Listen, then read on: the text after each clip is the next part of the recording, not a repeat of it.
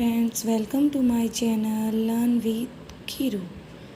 आज हम पढ़ेंगे रिटर्न के बारे में और उसके क्या क्या टाइप्स वगैरह हैं और हम उसको कैसे मेज़र कर सकते हैं। तो रिटर्न क्या होता है? कोई भी इन्वेस्टर अगर वो पैसे लगा रहा है तो वो कुछ ना कुछ रिटर्न ज़रूर एक्सपेक्ट करेगा। तो जो अमाउंट ऑफ मनी जो कोई इन्वेस्टर अर्न करता है अपने जो उसका पैसा था उसको लॉक करके किसी एक पर्टिकुलर पीरियड के लिए, ठीक है, तो वो क्या कहलाता है? रिटर्न कहलाता है। जैसे आपने अपना पैसा 2 महीने के लिए बैंक में जमा करवाया, 2 महीने के बाद जब आप बैंक से पैसा निकलवाते हो तो आपको बैंक कुछ ना कुछ इंटरेस्ट भी देगा। तो वो जो इंटरेस्ट है वो एक इन्वेस्टर के लिए क्या कहलाती है? रिटर्न कहलाता है।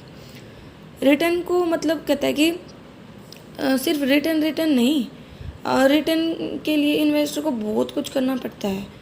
एक तो वो अपनी ज़रूरतों को सेक्रीफाइस करता है और पैसे को इन्वेस्ट करता है।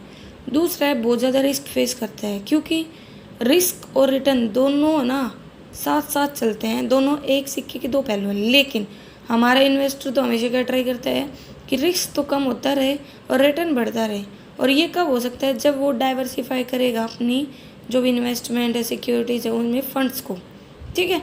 मतलब एक के सारे पैसे ना लगा के, एक बास्केट में सारे पैसों को ना लगा करके उनको अलग अलग इंस्ट्रूमेंट्स में, अलग अलग सिक्योरिटीज़ में इन्वेस्ट करेगा।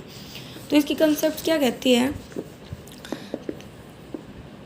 कहता है कि जो रिटर्न है उसको एक्सप्लेन किया जाता है प्रॉफिट और लॉस ऑफ इन्वेस्टर, जो वो मतलब अर्न करता है अपनी इन्वेस्टमेंट से, ठीक है। रिटर्न बेसिकली परफॉर्मेंस होती है भाई, जो उसने इन्वेस्टमेंट वगैरह की है उसकी, कि उससे उसे कितना रिटर्न मिल रहा है। जो रिटर्न होता है वो रियलाइज और एक्सपेक्टेड दो प्रकार का होता है। रियलाइज तो हो गया भाई जो उसने इन्वेस्टमेंट की थी उससे एक्चुअल में जो रिटर्न मिला है उसे, ठीक है।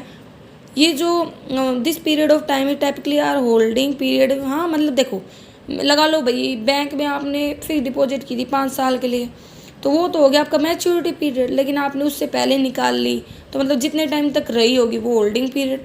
तो ये डिपेंड करता है कि आपने वो पैसा कितने टाइम तक इन्वेस्टमेंट में रखा, ठीक है, उसके अकॉर्डिंग आपको रियलाइज रिटर्न मिलता है। जबकि एक्सपेक्टेड रिटर्न और रियलाइज रेट में क्या डिफरेंस है? रियलाइज रिटर्न तो आपको मिल चुका, वो पास्ट का हो गया, जबकि एक्सपेक्टेड रिटर्न वो है जो फ्यूचर से रिलेटेड है, जो आप एक्सपेक्ट कर रहे हो कि फ्यूचर में मेरे को इतना मिल सकता है। ज़रूरी नहीं है कि जितना आपने सोचा हो उतना आपको मिल ही जाएगा। एक्सपेक्टेड रिटर्न और रियलाइज रिटर्न का भी मतलब चांसेज है कि वो इक्वल ना हो, कि आपने सोचा हो कि भाई मैं ना इससे 20,000 रुपये तक कमा लूँगा, लेकिन आपको इतना ना हुआ हो, तो वो जितना आप कमाते हो वो रियलाइज्ड है और जितना आपने एक्सपेक्ट किया था वो आपका एक्सपेक्टेड है। जो हमारा रिटर्न होता है उसमें दो कंस्टिट्यूएंट मतलब 2 कंपोनेंट्स होते हैं इसके इम्पोर्टेंट। एक तो रेगुलर इनकम, या जो भी पैसा उसे मिलता जा रहा है वो कैसे मिलता है? जैसे भाई आपने किसी कंपनी में पैसा लगाया तो डिविडेंड मिलेगा, बैंक में डिपॉजिट करवाया तो आपको इंटरेस्ट मिलेगा। दूसरा कंपोनेंट्स क्या होता है? ये होता है कैपिटल गेन या लॉस। जो भी आपकी सिक्योरिटी वगैरह उसकी प्राइस बढ़ जाए, मतलब बदल जाए।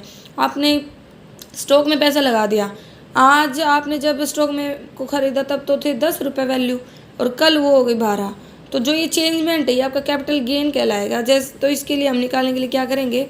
इसको डिडक्ट कर देंगे जो आपका कल का परचेजिंग प्राइस था उसको आज के सेलिंग प्राइस से, तो वो आपका क्या आ जाता है? रिटर्न आ जाता है। अब बात आती है अगर हमें रिटर्न को निकालना हो तो हम क्या करेंगे? तो कहता है कि रिटर्न को मेज़र करने के लिए कहता है कि अगर हमें ये पता करना है कि हम कितना कमा रहे हैं तो उसकी जो मतलब रिटर्न है उसकी कैलकुलेशन बहुत ज़्यादा ज़रूरी हो जाती है। रिटर्न क्या होता है? रिटर्न कम्बिनेशन है रेगुलर इनकम का और कैपिटल गेन का, जो हम समझ चुके हैं। तो कहता है कि by the help of return investor can easily find out which financial instrument has given him good amount of earning. मतलब किस प्रकार का फाइनेंशियल इंस्ट्रूमेंट है जो उसे अच्छी अर्निंग दे रहा है। तो देखो, रिटर्न को कैलकुलेट करने के लिए क्या करेगा? Total return is equal to income plus selling price minus buying price upon में बाइंग प्राइस मल्टीप्लाई 100, कि कितने में आपने बेचा, कितने में खरीदा था, वो सब। इनका मतलब regular earning of investor, dividend से इंटरेस्ट वगैरह जो रेगुलरली वो कमा रहा है। सेलिंग प्राइस, जैसे price at which investor is selling the security, जिस पर वो बेच रहा है सिक्योरिटीज़ को, और जिस पर उसने सिक्योरिटीज़ को खरीदा था वो उसका बाइंग प्राइस हो गया। कई बार क्या होता है कि हमें सेलिंग प्राइस या परचेजिंग प्राइस नहीं दिया होता, तो उसमें हम क्या करते हैं, जो भी हमारा पास डाटा था ना उसके बेस पे, हिस्टोरिकल डाटा के बेस पे सिक्योरिटीज़ को कैलकुलेट कर लेते हैं। तो उस केस में हमारा ये हो जाता है income plus today price minus yesterday price upon में यस्टरडे प्राइस मल्टीप्लाई 100, ठीक है। तो इस तरीके से भी कर सकते हैं। दूसरा है जो हमारी सेंट्रल टेंडेंसी होती है, मतलब मीन मोड मीडियम वगैरह नहीं होते हैं, उनका भी यूज़ कर सकते हैं। कहता है कि अगर जो इन्वेस्टर वो इंटरेस्टेड है अपनी जो भी सिक्योरिटीज़ वगैरह हैं उनके ऊपर पीरियड में 10 से 20 साल तक इन्वेस्ट करने के लिए और फिर ये देखने के लिए कितना रिटर्न मिलेगा, तो वो कहता है कि मैथमेटिकल एवरेज का यूज़ कर सकता है। मतलब जो अपनी उसने इन्वेस्टमेंट किया उसको मैथमेटिकली कैलकुलेट कर सकता है। ठीक है, तो मैथमेटिकल एवरेज को 3 प्रकार से कैलकुलेट कर सकता है वो, अर्थमेटिक मीन, ज्योमेट्रिक मीन और हार्मोनिक मीन। ठीक है, APGP और हार्मोनिक मीन तो है। तो इस तरीके से भी हम हमारी जो रिटर्न होता है उसको कैलकुलेट कर सकते हैं। अब जो रिटर्न है ना उसको 2 पार्ट्स में बांटा गया है। एक तो होता है नॉमिनल रेट ऑफ रिटर्न और एक होता है real rate of return. Nominal rate of return मतलब NRR और रियल रेट ऑफ रिटर्न मतलब RRR।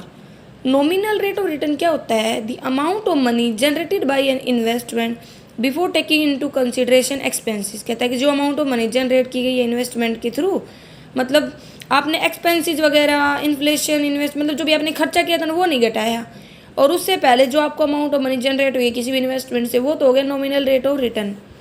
और रियल रेट ऑफ रिटर्न में क्या है कि आप अपने खर्चे को एडजस्ट करके फिर इन्वेस्टमेंट कर रहे हो, वो आपकी क्या है? Real rate of return, like inflation, investment feed, ये सब। ठीक है, तो ये इसको 2 टाइप में बांट रखा है। Thank you, like, subscribe and share.